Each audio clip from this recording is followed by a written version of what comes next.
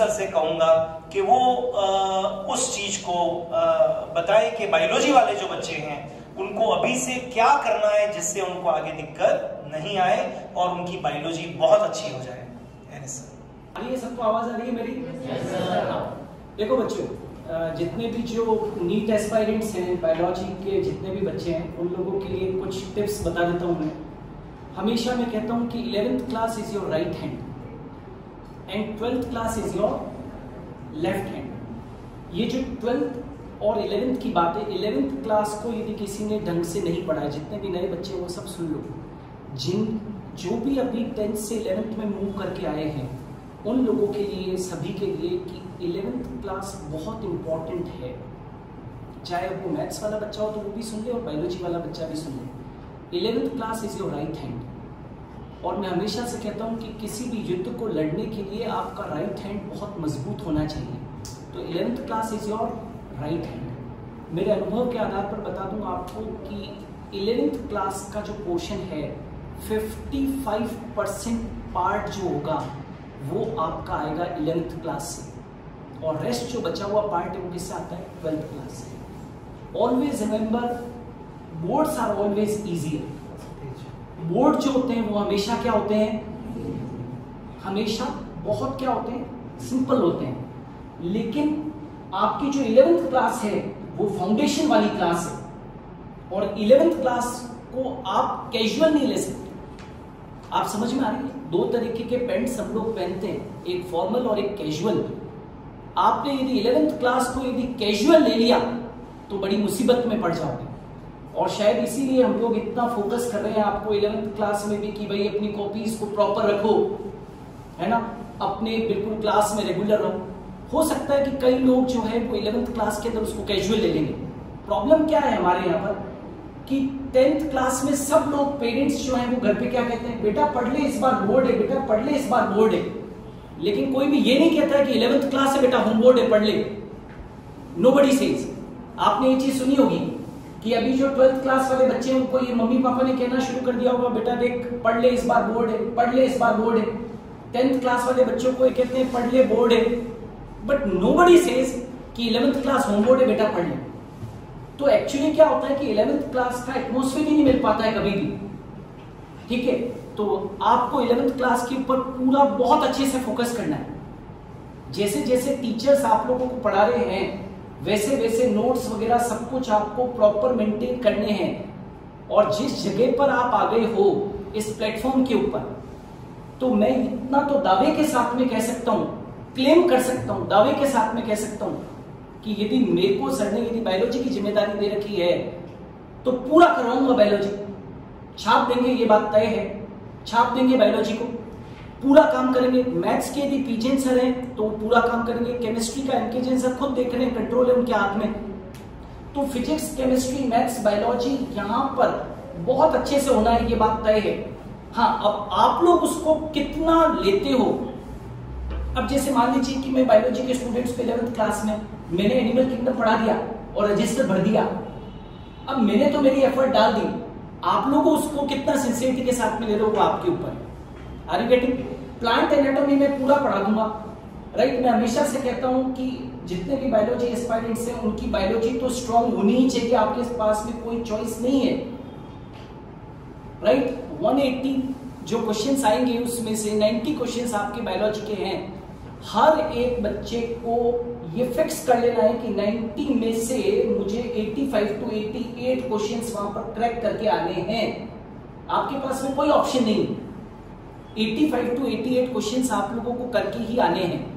ऐसा जनरली ऐसा कहते हैं, होना नहीं चाहिए, ऐसा कहते हैं, होना नहीं चाहिए कि बायोलॉजी वाले बच्चों की फिजिक्स कमजोर होती है ना। हो सकता है कि आपकी कमजोर हो या हो सकता है कुछ की स्ट्रांग हो, राइट। तो सारे सब्जेक्ट्स को इक्विवेलेंट आप वेटेज दीजिए। बायोलॉजी तो स्ट्रांग होनी चाहिए, आपका साइंस बायो लिया है तो आपका बायोलॉजी तो स्ट्रांग होना ही चाहिए, but please pay equal attention on physics and chemistry also. Actually क्या होता है कि जैसे बायोलॉजी आपका फेवरेट सब्जेक्ट है तो आप बायोलॉजी पढ़ने लग जाते हैं, तो आप फिजिक्स पढ़ना छोड़ देते हो या केमिस्ट्री पढ़ना छोड़ देते हो। मेक अ टाइम टेबल, एक स्ट्रॉन्ग टाइम टेबल बनाइए। अभी आपके पास में बहुत सारा टाइम है, एक स्ट्रॉन्ग टाइम टेबल बनाइए जिसके अंदर अपने पूरे दिन को डिवाइड कर दीजिए कि मुझे इस वक्त फिजिक्स पढ़ना है, इस वक्त बायोलॉजी पढ़ना है और इस वक्त मुझे केमिस्ट्री पढ़ना है। इक्वल वेटेज दीजिए। बायोलॉजी आपको बहुत अच्छा लगता है तो आपको 90 क्वेश्चंस आने हैं। ये सब्जेक्ट आपकी तकदीर को बदल सकता है, राइट। मिस्टर मोदी ने अभी नीट में जो ओबीसी एस्पायरेंट्स हैं, ओबीसी जो हैं, उसके लिए बहुत अच्छा advantage, I think so 27% advantage दे दिया है मिस्टर मोदी ने अभी 27 ओबीसी स्टूडेंट्स को। अभी तक ओबीसी के लिए क्या होता था कि जनरल और ओबीसी की एक ही जाति थी। तो मेरा सबसे है कि जिन लोगों के पास में रिजर्वेशन है उनको तो सेलेक्ट होना ही चाहिए। यदि वो सेलेक्ट नहीं होते तो उनकी बहुत बड़ी बेवकूफी है। जिनके पास में रिजर्वेशन है उनको तो सेलेक्ट होना ही है। और जितने लोग जनरल क्लास कैंडिडेट्स हैं जिनको लगता है कि यार हमारा सिलेक्शन इतने परसेंटेज के ऊपर होगा, तो उनको एफर्ट ज्यादा डालिए। आप सिस्टम को दोष नहीं दे सकते हो कि इधर रिजर्वेशन है या कुछ है। आपको हमेशा अच्छी ही एफर्ट डालनी है, राइट। आपको एफर्ट अच्छी ही डालनी है, 100% एफर्ट डालनी है। अब रहा सवाल इसको बायोलॉजी को पढ़े कैसे। तो पढ़ने का तरीका जो है बच्चों, उसके लिए सबसे इंपॉर्टेंट है 2-3 चीजों के ऊपर वर्कआउट करना पड़ेगा। पहली चीज the very important thing is that कि आपको पहली चीज अपनी नोट्स को आप भगवान मान लीजिए। अपने नोट्स को भगवान मानना होगा। जिस तरीके से सोने की रिंग को संभाल के रखते हो और चेन को संभाल के रखते हो ना, वैसे एक स्टूडेंट लाइफ के लिए your notes are your gold, they are platinum, they are diamond. ये आपको पे करेंगे जीवन भर के लिए। तो अपने नोट्स को बहुत सहेज के रखिए। नंबर 1 टॉप प्रायोरिटी के ऊपर। आपको जो टीचर आपके सामने बैठे हुए हैं, आपको सबसे पहली बात है अपने टीचर के ऊपर ट्रस्ट होना चाहिए। आपको अपने टीचर के ऊपर सबसे पहली बात है ट्रस्ट होना चाहिए, विश्वास होना चाहिए कि आपको जो पढ़ाया है वो 10 किताबों का मेल है। मैं हमेशा हर बच्चे को कहता हूं कि मैं बायोलॉजी में हमेशा क्या कहता हूं, पेरेंट्स पूछते हैं सर कौन सी रेफरेंस बुक दिला दूं, बच्चे पूछते हैं कौन सी रेफरेंस बुक दिला दूं। No need of any reference book. मैं यहां पर बैठा हूं, कोई रेफरेंस बुक की कोई जरूरत नहीं। आपको कितने बच्चों को ऐसा लगता है जो बायोलॉजी पढ़ते हैं उनको लगता है कि सर ने इतना पढ़ा दिया, क्या उसके बाद भी रेफरेंस बुक की कोई जरूरत है आपको? देखिए हाथ करके बताइए, आपको लगता है क्या कि बायोलॉजी के अंदर किसी रेफरेंस बुक की जरूरत है? नहीं है ना। तो पहली चीज अपने नोट्स को बहुत अच्छे से मेंटेन करें। नंबर 1 मेंटेन करें रेगुलर। जिसके जैसे हम लोग चल रहे हैं क्लास के अंदर अप टू डेट, आज ही मैंने जो चीज पढ़ा दी है तो वो आज का काम आज ही हो जाना चाहिए, राइट। कुछ बच्चे नहीं कर रहे हैं, ये गलत बात है। रेगुलर नोट्स मेंटेन कीजिए। नंबर 1 शॉर्ट में बता दें आपको, नोट्स मेंटेन करने हैं। नंबर 1 ये जो नोट्स आपने मेंटेन किए, अब 10 किताबों में नहीं भटकना है। कई बच्चों की एक बहुत गंदी आदत होती है, मैंने अक्सर देखा है कि वो 10 किताबों में भटकते हैं। जैसे ये 2 बच्चे बैठे हुए हैं, इसके पास में एक राइटर की किताब है और इसके पास में एक राइटर की किताब है, और दोनों बच्चे क्लास में दोनों राइटर की बुक लेकर आए। तो एक कहावत है कि दूसरों की थाली के अंदर हमेशा खाना अच्छा लगता है। तो आपको लगेगा यार इसकी किताब में एक्स्ट्रा क्वेश्चन है, इसकी किताब में नहीं। अरे भाई ऐसा नहीं है, सारी किताबें एक जैसी होती है। हमने आपको ऑलरेडी बहुत अच्छा स्टडी मटेरियल दे रखा है, आपको ऐसा कुछ करने की जरूरत नहीं है। 10 किताबों में नहीं भटकना है। पहली चीज, आपके नोट्स आपके लिए गोल्ड है, प्लेटिनम है, डायमंड है। नंबर 2 जितने भी नीट एस्पायरेंट्स हैं उनके लिए मैं बता दूं, दूसरी जो चीज इंपॉर्टेंट होती है वो है एनसीईआरटी। पिछले 10 सालों के ट्रेंड्स हैं, ये ट्रेंड्स हैं कि एनसीईआरटी से नीट का पेपर बनता है। बट साथ में ये भी कह दूं कि NCERT is a prescription of A doctor. ये डॉक्टर का प्रिस्क्रिप्शन है, यूं समझ लीजिए। एनसीईआरटी में पूरी चीजें नहीं लिखी होती है, एनसीईआरटी लिखकर छोड़ देता है। अब आप उसको पढ़ो, डीप में जाओ। अब चाहे वो केमिस्ट्री हो, चाहे वो बायोलॉजी हो, चाहे वो क्या हो, फिजिक्स हो, तो ये हमेशा डाल दीजिए। दूसरी नंबर 2, पहला आपकी चीज नोट्स, नंबर 2 आपका एनसीईआरटी। मेक एन हैबिट बच्चों to read the NCERT. NCERT के जितने सक्सेसफुल बच्चे हैं वो एनसीईआरटी को चाट जाते हैं, खा जाते हैं। राइट। तो पूरी की पूरी एनसीईआरटी आपकी हर क्लियर होनी चाहिए। जैसे मान लीजिए मैंने कोई एक टॉपिक पढ़ाया, प्लांट एनाटॉमी या सर ने सॉलिड स्टेट पढ़ाया, राइट, तो आपका ये फर्ज होना चाहिए कि आप पूरा नोट्स को पढ़े और पहली चीज जो हमने नोट्स पढ़ाए उसको पढ़े, तो आपको एनसीईआरटी रीड करना आसान होगा। उल्टा काम मत कीजिए, पहले एनसीईआरटी को पढ़ते हैं लोग और बाद में हमारे नोट्स को पढ़ते हैं, ऐसा काम नहीं करना है। जब आप हमारे नोट्स को पढ़ेंगे तो तुमको एनसीईआरटी एक छोटा सा 1 महीने का बच्चा लगने लगेगा। Are you getting? बहुत आपको लगेगा क्या है यार, ये तो हम पढ़ ही लेंगे। तो एनसीईआरटी को भी पढ़ना ही है, क्योंकि पेपर का जो फॉर्मेट आता है, जो बेस होता है, वो तैयार होता है कहां से? एनसीईआरटी से। तो पहले हमारे नोट्स और ट्रस्ट के साथ में विश्वास करना होगा। पढ़ा दिया तो पत्थर की लकीर है, आपको अपने टीचर पे ट्रस्ट करना होगा। नंबर 2, एनसीईआरटी, उसको भगवान मानिए। यदि हमारे नोट्स यदि गोल्ड है, प्लेटिनम है, तो एनसीईआरटी भगवान है, उसको मानिए। नंबर 3 आता है testing. Number 3 is testing. Test से घबराइए मत।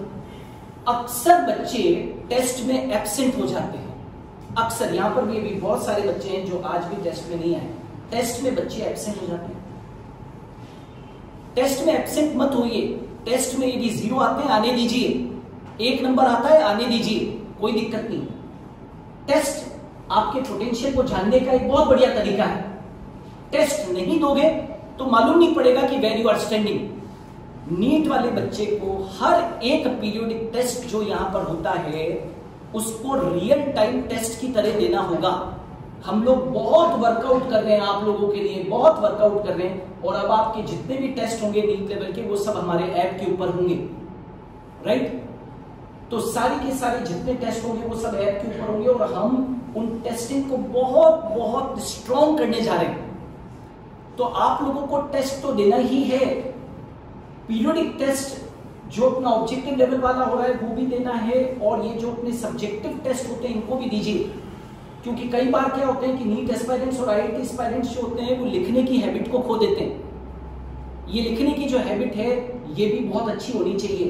तो आपको सब्जेक्टिव टेस्ट और ऑब्जेक्टिव टेस्ट दोनों ही बहुत अच्छे लेवल के ऊपर आपको देने हैं, और टेस्ट देना ही है। टेस्ट से घबराइए मत। आपको क्या लगता है कि टेस्ट में नंबर कम आ जाएंगे तो हम क्या आपको फंदे पे लटका देंगे? ऐसा तो नहीं है। टेस्ट में नंबर कम आएंगे, आपको 2 बार टोकेंगे, और क्या करेंगे? उससे ज्यादा तो नहीं। तो आपको टेस्ट देना ही देना है। जितना ज्यादा नंबर ऑफ टेस्टिंग होगी, जितना ज्यादा आप टेस्ट देंगे, उतना आप लोगों का कॉन्फिडेंस बढ़ता जाएगा, बढ़ता चला जाएगा। और एक चीज मैं बता दूं, राइट, जैसे कि सर ने भी कहा था, याद रखना, अपने कलम की ताकत को पहचानिए, अपनी कलम की ताकत को, अपने पेन की ताकत को पहचानिए। If you want to do any wonder in your life, यदि आप चाहते हो कि लाइफ के अंदर कुछ बहुत मिरेकल हो, तो आपके पास में केवल एक हथियार है, और वो है आपका पेन, आपकी पढ़ाई। इस पढ़ाई की बदौलत आप दुनिया की हर चीज को आप पा सकते हो। जितने बड़े बड़े लोग हैं जो स्टार हैं आज की तारीख के अंदर, आप उन किसी से भी पूछ लीजिए तो वो लोग सब बहुत पढ़ते हैं, बहुत पढ़ते हैं। ये जो किताबें हैं ये दुनिया बदलती है। मेरी माँ यही कहती है, एमके जैन सर हर लेक्चर में कहते हैं कि हमारी माँ ने ये चीज सिखाई है, राइट, कि पढ़ लिख कर क्या बदलती है? दुनिया बदलती है। हम लोग भी यही कहते हैं कि इन्वेस्ट इन एजुकेशन। आज यदि आपके पापा ने यदि 5,000 रुपए यदि आपके एजुकेशन में डाले तो 5,000 रुपए मल्टीपल हो सकते हैं आपके इस पढ़ाई की बदौलत, मल्टीपल हो सकते हैं। और यदि बैंक में डालेंगे तो 5,000 के 5 साल के अंदर दुगने होंगे, 10,000 रुपए होंगे, उससे ज्यादा नहीं। लेकिन पढ़ाई से मल्टीपल चीजें हो सकती है। Are you getting? तो एक चीज बस लास्ट में ये कहना चाहता हूं कि बहुत बहुत पढ़ लिख कर ही दुनिया बदलती है। हम लोग सब मीडियम क्लास फैमिलीज से बिलोंग करते हैं। हम कोई टाटा अंबानीज वगैरह के अंदर या वहां पर पैदा नहीं हुए हैं। यदि हम चाहते हैं अपने फ्यूचर को बदलने के लिए, हम चाहते हैं कि हमारी सोसाइटी के अंदर एक पोजीशन हो, हम चाहते हैं कि हमारा फैमिली के अंदर नाम हो, हम चाहते हैं कि हम खुद बहुत अच्छा करें, तो उसके लिए हमारे पास में एक ही चीज है, और वो सबसे बड़ा टूल है, और वो है अपना एजुकेशन। इसको बहुत अच्छे से पढ़िए। ये मौका है कि आपको यहां पर बैठने को मिल रहा है, और आप अच्छे से, आपके पेरेंट्स को मैं धन्यवाद देता हूं कि वो इतने बढ़िया प्लेटफॉर्म के ऊपर आप लोगों को पढ़ा रहे हैं। Is it clear? और एक और चीज नीट एस्पायरेंट्स के लिए लास्ट में कहना चाहता हूं कि अगले 10 साल अभी से लगाकर और अगले 10 साल वर्ल्ड में इंडिया के अंदर जो सेक्टर है हेल्थ सेक्टर, उसके लिए डेडिकेटेड रहेगा। ये 10 साल, आने वाले 10 साल, आगे आने वाले इस कोरोना पीरियड को ध्यान में रखते हुए वर्ल्ड इकोनॉमी देख लो या अपने इंडिया के अंदर देख लो, तो सरकारों का ध्यान केवल और केवल किसके ऊपर होगा? हेल्थ सेक्टर के ऊपर। तो जिस सेक्टर के अंदर आप कदम बढ़ा चुके हो 11th और 12th क्लास के अंदर, मेक अ ड्रीम, एक मन में ड्रीम लाइए कि हमें इस हेल्थ सेक्टर को अंदर एंटर करना है और क्रैक करना है। और लोगों की बातों के ऊपर ध्यान मत दीजिए। लोग आपको डराएंगे कि एक डॉक्टर क्या कमाता है, राइट? लोग आपको कहेंगे कि मेडिकल स्ट्रीम जो होती है वो बहुत लंबी होती है। इसके लिए आप अपने वीडियो भी हमने दिया हुआ है यूट्यूब पे कि डॉक्टर क्यों बनना चाहिए, कैसे बने, ये सब दिए हुए हैं, उनको देखिए अच्छी तरह से। ऐसा लोग यदि कहते हैं तो ये बेकार की बात है कि वो लंबा एपिसोड होता है। सर की डॉटर जो है वो अभी डॉक्टर बनने वाली है, बस नेक्स्ट अभी इस जनवरी फरवरी के अंदर, and she is ready to serve in society. MBBS हो जाएगी, फिर उसके बाद वो पीजी करने की कौन कहता है? यदि बीएससी एमएससी करते हैं तो भी उतना ही समय लगता है। तो लोग आपको बहुत सारी बातें करेंगे। लोग ऐसा भी कहेंगे कि 98% वाले बच्चे का नहीं हुआ तो तेरा कैसे हो जाएगा? नहीं, ऐसा नहीं है। नीट के अंदर न तो कोई आईक्यू लेवल काम करता है यहाँ पर, न कुछ काम करता है। यहाँ पर 60% वाला बच्चा भी सेलेक्ट हो जाता है और 98% वाला बच्चा भी रह जाता है। इसलिए ये चीज दिमाग से निकाल दो कि कल के यदि 10th क्लास के रिजल्ट में किसी के कुछ मार्क्स 95 आए हैं या 80 आए हैं या 70 आए, तो मन में बहुत उदास नहीं होना है, राइट? बहुत बस ये 11th क्लास और 12th क्लास को ताकत लगा के पढ़िए। बस मैं ये चीज कहना चाहता हूँ, एजुकेशन एक बहुत बड़ा टूल है, इसको बस पकड़ लो और आगे बढ़ो। थैंक्स। और जितने भी 10th क्लास के स्टूडेंट्स हैं जो कल उनका रिजल्ट आया, मेरी तरफ से उनको आगे फ्यूचर के लिए बहुत बहुत शुभकामनाएं। Thank you.